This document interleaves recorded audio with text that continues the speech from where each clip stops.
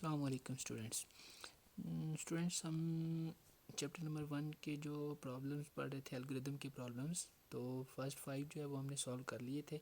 आज के लेक्चर में हम जो है वो नेक्स्ट प्रॉब्लम नंबर 6 को सॉल्व करेंगे। ठीक है, तो प्रॉब्लम नंबर 6 जो है ये थोड़ी सी है लेंथी और समझने वाली है। इस तरह के क्वेश्चन आपके पेपर्स में आते हैं बोर्ड के, और इस तरह के आगे प्रोग्रामिंग के भी काफ़ी क्वेश्चन होंगे। ठीक है, तो इस कंसेप्ट को सही तरीके से आपने समझना है, क्योंकि ये कंसेप्ट आगे आपके पास 2 से 3 चैप्टर में यूज़ होना है। ठीक है, तो इसलिए इसको सही गौर से समझना है। इसके सारे स्टेप 1 बाय 1 जो है वो मैं आपको एक्सप्लेन कर देता हूँ। अच्छा, सबसे पहले क्वेश्चन देखिए। Reads marks M and print letter grade according to the following scheme. जो नीचे स्कीम दी हुई है, आपने मार्क्स देखने हैं, जो भी आपके मार्क्स जो ऑब्टेनिंग मार्क्स होते हैं। ठीक है, उन मार्क्स को आपने कंपेयर करना है इनके साथ जो स्कीम दी हुई है। पहली स्कीम क्या है कि अगर नंबर आपके ग्रेटर देन इक्वल टू 80 है and less than equal to 100 है, यानी कि आपके नंबर बिटवीन 80 टू 100 हैं, तो आपका ग्रेड A1 होगा। इसी तरह अगर 80 से 100 के दरमियान नहीं थे, तो नीचे आप आ जाएं सेकंड स्कीम में, आपके कहाँ तक होंगे, 80 से 70 तक। ठीक है, यानी कि 70 से 80 वाली रेंज में होंगे तो आपका ग्रेड ए होगा। अगर आपके 70 भी नहीं है, इससे भी कम है, तो नेक्स्ट स्कीम में आ जाएंगे आपके 60 टू 70। अगर यहाँ में आपके मार्क्स जो हैं वो इस रेंज में होंगे, यानी कि 65 64, तो आपका ग्रेड बी हो जाएगा। अगर इसमें भी नहीं आते तो नेक्स्ट स्टेप में चले जाएंगे 50 टू 60। इसी तरह 1 बाय 1 चेक करते जाएंगे नंबर, और आपके नंबर जिस स्कीम में भी लाई करते होंगे उसके सामने जो ग्रेड है वो प्रिंट करवा देंगे। ठीक है, तो क्वेश्चन की समझ आ गई। ये ऑलरेडी गिवन थी सारी चीज़ें। ठीक है, तो यहाँ तक इसकी क्वेश्चन था। अब इसकी प्लानिंग में क्या है, सबसे पहले इनपुट क्या होगा हमारे पास, मार्क्स। जो भी ऑब्टेनिंग मार्क्स आएंगे किसी भी सब्जेक्ट के, उसका फिर ग्रेड हमने प्रिंट करवाना होगा। ठीक है, तो वो मार्क्स हमने इनपुट लेने हैं। आउटपुट क्या होगी कि उस मार्क्स के अकॉर्डिंगली ग्रेड, तो लेटर ग्रेड होगा। अब प्रोसेसिंग इसमें ये होगी कि आपने चेक करना है, check in which range of marks fall and accordingly print the letter grade. यानी कि इन सारी स्कीम जो ऊपर मैंने आपको बताई है, 80 टू 100, 70 टू 80, 60 टू 70, 50 टू 60, ये सारी स्कीम में आपने मार्क्स को कंपेयर करना है। ठीक है, तो जिस भी स्कीम के अंदर आपके मार्क्स आ रहा होगा, वहाँ पे उसके सामने जो ग्रेड होगा वो आपने प्रिंट कर देना है। तो लेट्स स्टार्ट करते हैं हम इसका एल्गोरिदम। तो एल्गोरिदम में ये है, सबसे पहले स्टार्ट करेंगे। स्टार्ट में हम क्या करते थे कि पहले स्टेप में जो भी चीज़ इनपुट लेनी होती है वो लेते हैं। तो हम क्या करेंगे, लेट मार्क्स जो भी आपने ले लिए। ठीक है, यानी कि जब आपके पास इस तरह का क्वेश्चन आता है ना, जहाँ पे आपने कंपेयर करना, क्योंकि यहाँ पे तो आपके पास सिंगल कोई एक सब्जेक्ट नहीं है जिसका आपने ग्रेड फाइंड करना है। बहुत सारे सब्जेक्ट होते हैं, बहुत सारे स्टूडेंट्स होते हैं, तो वहाँ पे फिर हम मार्क्स जो है वो मेंशन नहीं करते, यानी कि फ़िक्स वैल्यू इसकी नहीं होती, रैंडमली होती है। किसी के मार्क्स कम होते हैं, किसी के ज़्यादा होते हैं, तो सबके लिए एक ही प्रोग्राम जो है वो बनाया जाता है। फिर हम इसमें लेट करेंगे, जो भी मार्क्स हमारे पास आएंगे उस मार्क्स को कंपेयर करना शुरू करेंगे। ठीक है, अब पहला हमने स्टेप 2 में कंपेयर करेंगे मार्क्स किसके साथ, 80 और 100 के साथ।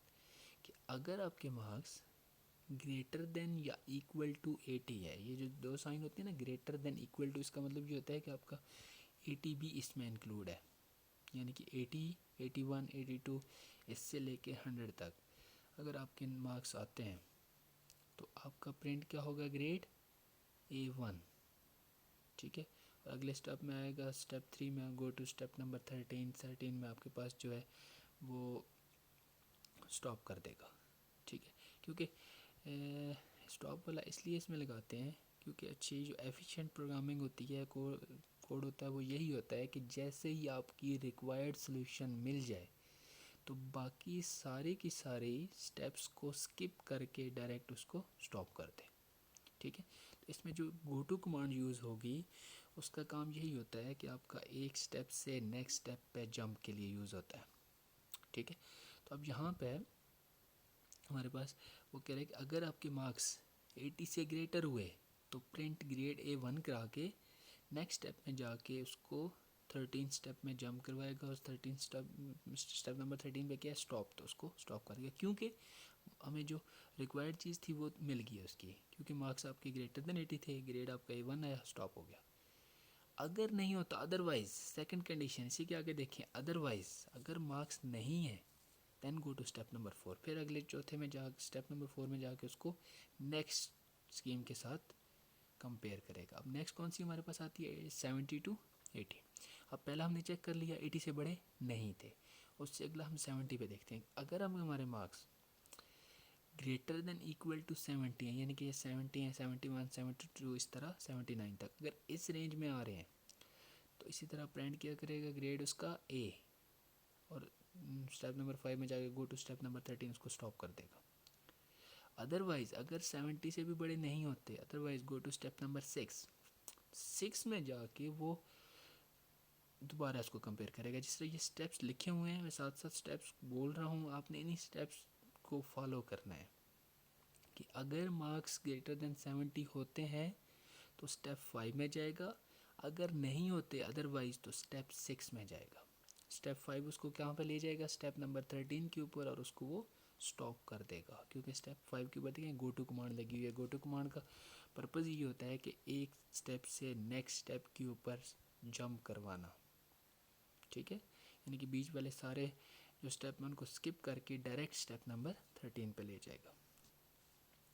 अब अदरवाइज अगर तो 70 से बड़े थे तो ठीक है, otherwise go to step number 6 पे जाके दोबारा कंपेयर करेगा आपकी स्कीम के साथ 60 वाले। अगर आपके मार्क्स ग्रेटर देन 60 हैं तो ग्रेड B आ जाएगा।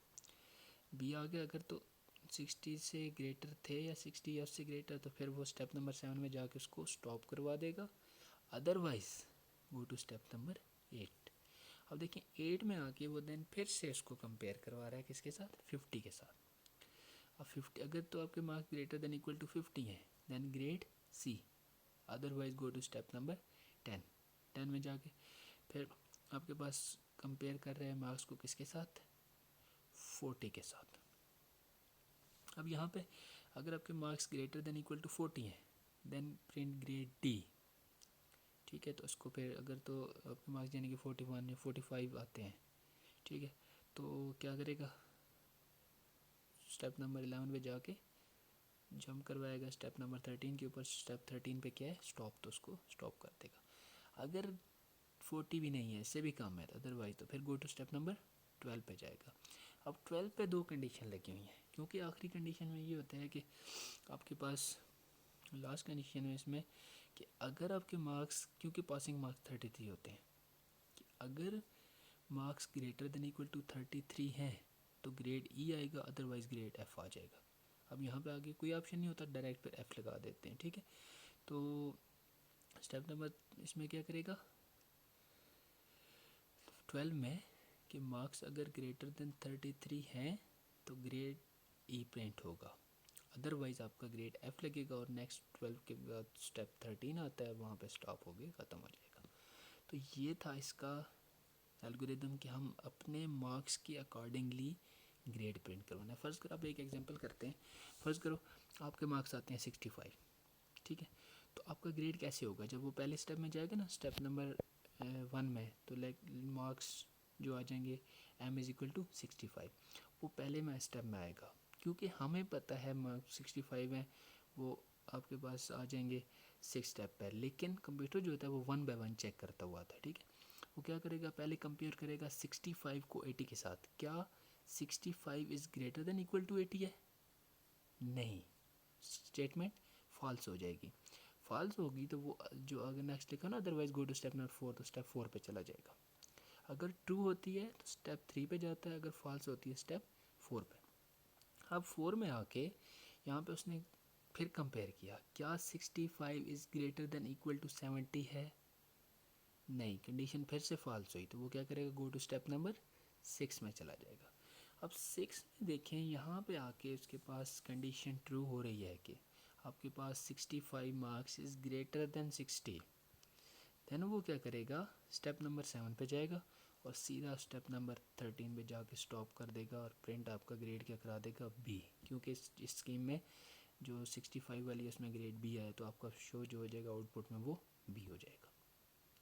ठीक है, तो इस तरह आपके जो मार्क्स जो आप जैसे जैसे मार्क्स एंटर करते जाएंगे उसके अकॉर्डिंगली वो आपके ग्रेड प्रिंट कराते हैं। इसी तरह फर्ज करो आपके मार्क्स आते हैं 20, ठीक है, वो marks m is equal to 20 करता है, पहले में चेक करेगा 20 is greater than equal to 80, false, step number 4 पे चला जाएगा, 70 के साथ कंपेयर करेगा, फिर कंडीशन फॉल्स होगी, स्टेप नंबर 6 पे आ जाएगा, 6 में 60 के साथ कंपेयर किया, फिर कंडीशन फॉल्स, स्टेप नंबर 8 के ऊपर। अब यहाँ पे देखें उसने 50 के साथ कंपेयर किया, जब फिर कंडीशन फॉल्स होगी स्टेप नंबर 10 के ऊपर। अब यहाँ पे 20 इज़ ग्रेटर देन 40, नहीं, यहाँ पे भी कंडीशन फॉल्स होगी, लास्ट स्टेप में चला जाएगा 12 के ऊपर। अब पहले तो ये देखेगा कि अगर तो 20 ग्रेटर देन 33 है तो ग्रेड ई होगा, अदरवाइज ग्रेड एफ़। तो 20 जो है वो 33 से ग्रेटर नहीं है, तो इसका ग्रेड जो है वो डायरेक्ट एफ़ आएगा और उसको स्टॉप कर देगा। ठीक है, इसी तरह करके आपके मार्क्स 90 आ जाते हैं, तो वो पहले स्टेप में ही चेक करेगा, इफ़ आपके मार्क्स इज़ ग्रेटर देन 80 हैं तो पहली स्टेप में ही कंडीशन ट्रू हो जाती है, वो डायरेक्ट आपका ग्रेड A1 प्रिंट कराएगा और गो टू स्टेप नंबर 13 में जाके स्टॉप कर देगा। तो इसको कहते हैं जो एफिशिएंट प्रोग्रामिंग, कि आपका जब रिजल्ट आपका मिल जाए तो बाकी के स्टेप को स्किप करते हुए उसको स्टॉप कर दें। ठीक है, तो ये थी इसकी प्रॉब्लम।